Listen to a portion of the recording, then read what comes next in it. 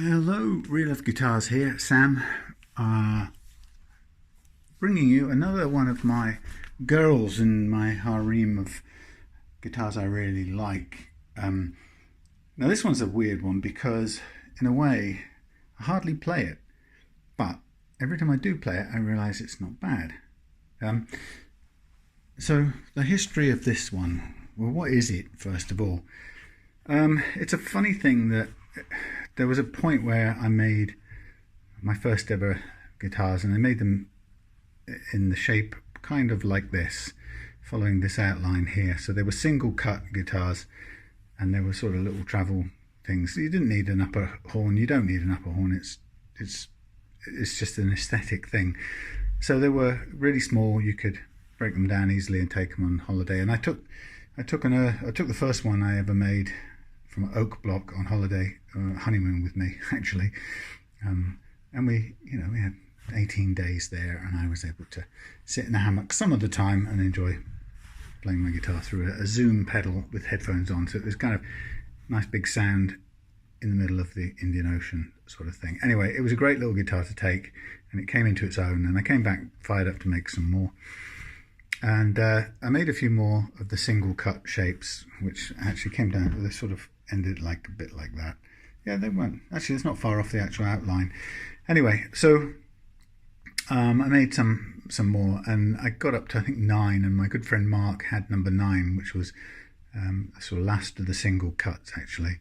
And then I made a number 10, which sold pretty much as soon as I finished it, and it was the first double cut of the series, so it had this extra bit here, and obviously a kind of wider body here and so on. And so 10 was a solid piece of oak, and that sold, and it had a headstock on a bit like that. And this is number 11, and I had an idea. I got hold of some holly from my local scrap dealer, where I think I also got the oak from, and he had these bits of holly which I really liked, and it's an unusual wood. So I bought a few bits of holly, and I tried to very badly salvage enough to I had this idea that I wanted to make a double cut, but to incorporate the original shape, as you can see here. So I thought of 2 different timbers, and what I just completely failed at really was getting a reciprocal cut to match. I did all kinds of attempts at it, and it was just awful, as you can see by these just diabolical joints that just aren't. Anyway, that's not the important thing about this. Is I learned that I didn't know how to cut reciprocal lines. Still don't actually. It would be great to know how to cut that with a template, and then get this bit, the reciprocal mating edge, out of another piece. But you can see I failed to do it here, and I ended up having to use lots of bits of this holly.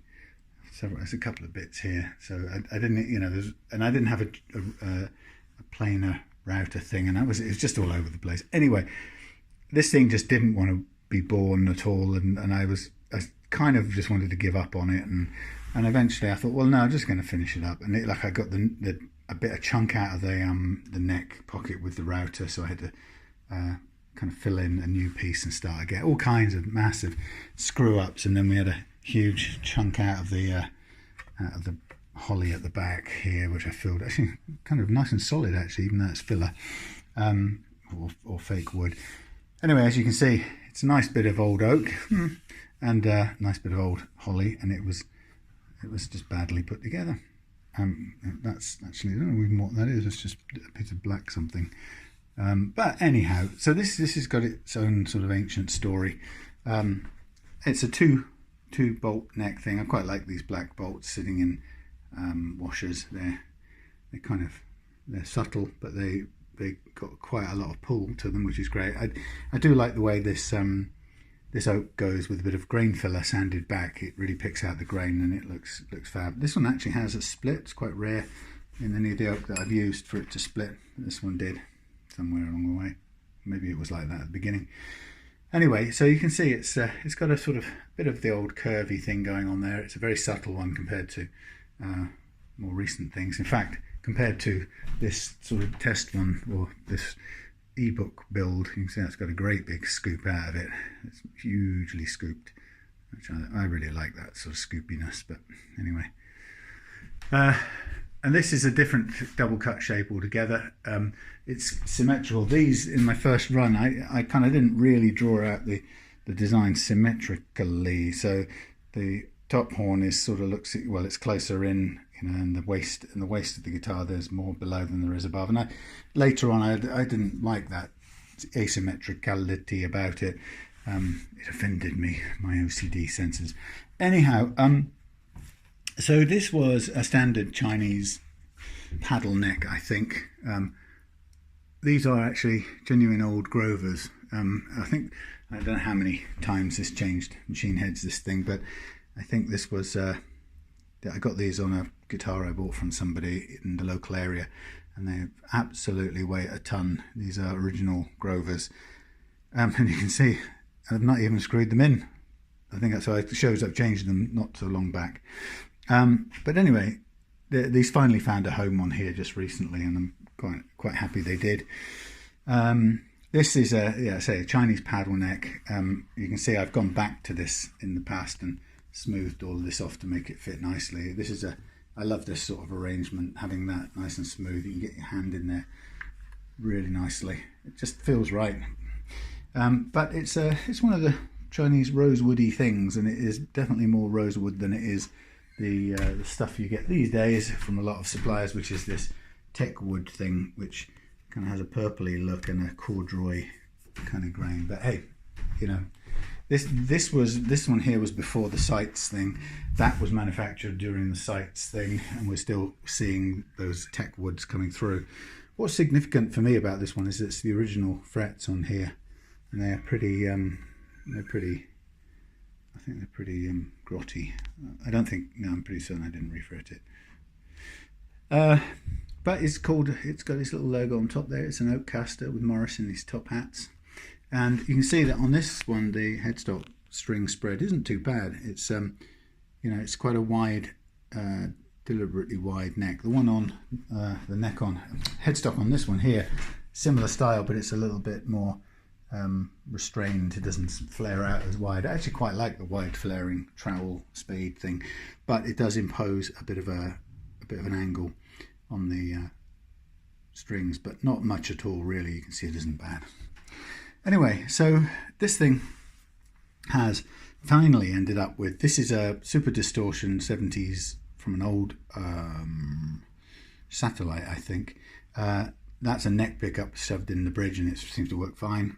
That's a Wilkinson Zebra humbucker, probably a neck one in the neck position, which is fine. And we've got a coil split, I think, volume, tone, and a 3-way micro switch. And that's all there is to it, as well as this simple, very simple pre-compensated bridge. These are about £10–15 only, and they do the job just fine. You can see from under here, my age-old struggle to get this, sorry about the noise, age-old struggle to get these bridges located properly. They're unforgiving. These things are totally unforgiving. If you get half a millimetre off the position of these, you'll struggle to fit one of these bridges, and it's really annoying. Unless you're CNC, is no problem, but if you're hand making things, it's just I've not yet sorted it out. So overall, I do like the way the two woods come together in certain places, and if only I could make that reciprocal shape work better. Except you can see it's just all over the place by the time I got around here. If I could make it better, I would. I'd quite happily make multi-wood things in future. The only other consideration about woods, different kinds of woods putting together, especially with salvage type woods, which you don't know the provenance of, is that you can get drying at different rates, and I actually think this one has been pretty stable from that respect. Now, when I sort of upcycled this a bit a while back, it was sitting very forlornly in the shed, and I thought I can't have one of my guitars not being played, even if I at some point give this away and enjoy seeing some kid learning on it or something. I really didn't want to see it sitting hanging in the shed doing nothing, so I got it down and sort of cleaned it up. And I also Tru Oiled it, which has a nice feel to it now. And you can see it's one of my typical wiring setups is a lot of stuff in not much space. There's the little three-way switch in there, as you can see. I'll keep this off a minute because I just want to check this after this video. I want to look at the wiring for some reference. And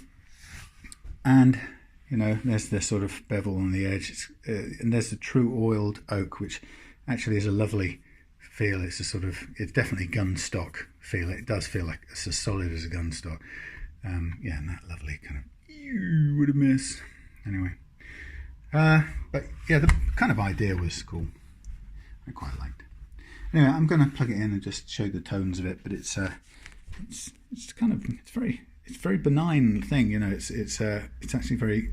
This neck is very nice to play. It's not even particularly low. In fact, I could lower it a little bit right now. I think I might just do that. But it's just nice to play, and it's kind of got the qualities of my earliest Oakcasters, which I like. The early double cut Oakcaster. Let's see if it still works. I've just lowered the action on the bridge a bit.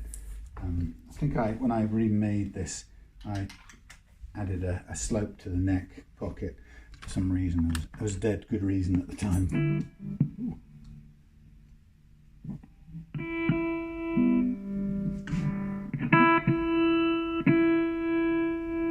Might run out of. I think I might have run out of batteries somewhere because it's sounding a bit odd. Oh no, phaser. That doesn't help.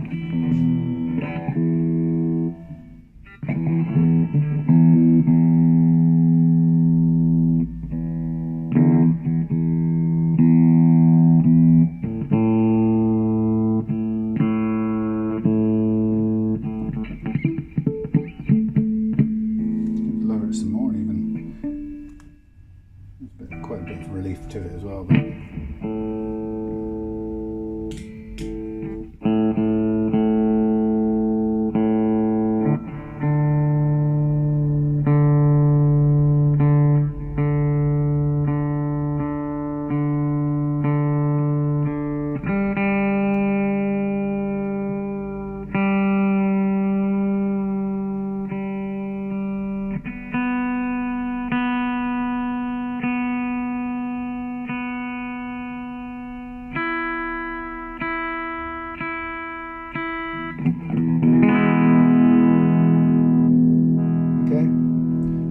But one is the tone. That's a weird way around.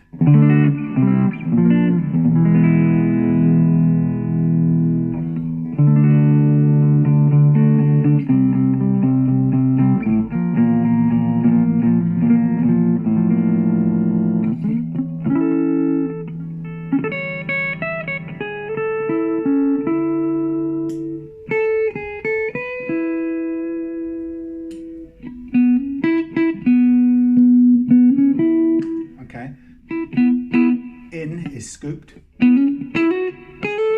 out of phase, out is full cream. No, that might not be right. Hang on, that's the neck. Okay, that's out is humbucker. Yeah. Middle is that's so there's no out phase.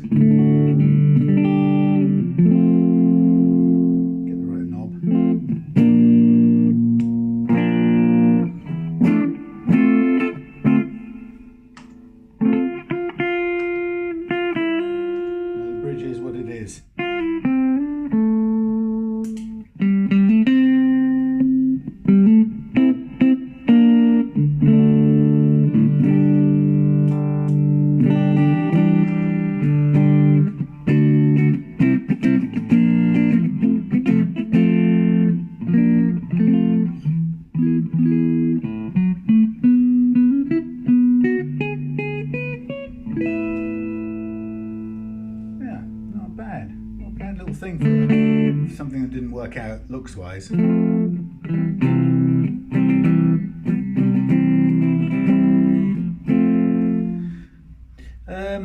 Yeah, I would replace the nut these days.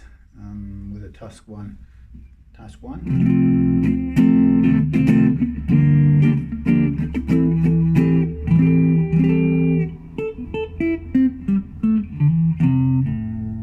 And the frets are a bit low.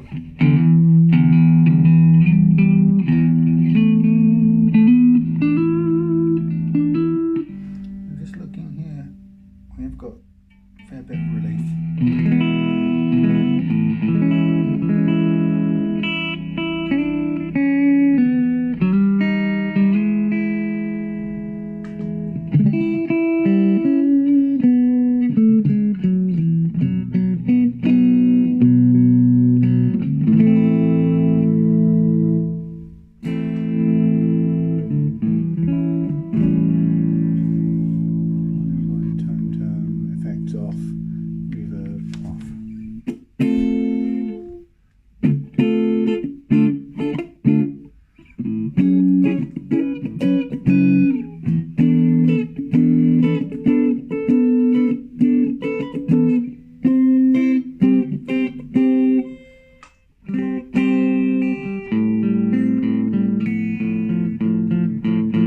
Sound out of phase.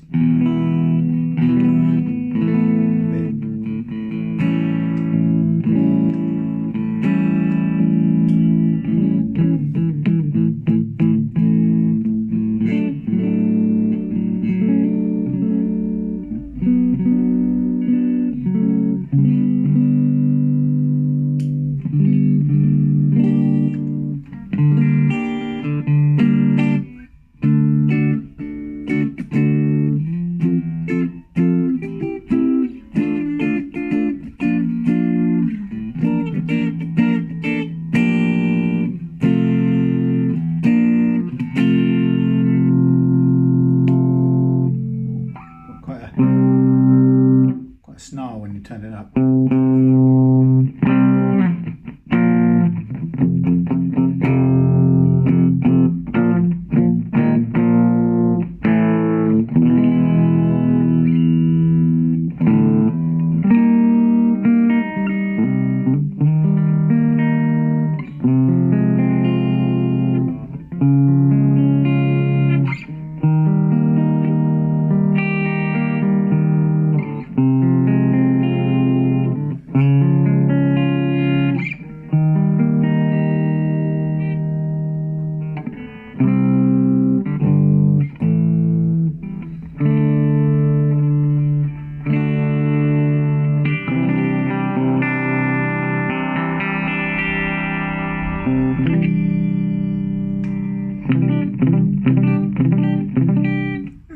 I like it. A girl who I keep around. I don't take her out too often, but I kind of like her for what she is. It's just a guitar, it's not a girl. But you know what I mean. I like it. It has a sort of place in my memory. Sentimental spot, soft spot for it. But it's the kind of thing that I would be happy to donate to somebody for their youngster to play or something like that. So I'm kind of on the lookout for a good home for it, or long-term borrow. It's got some character to it.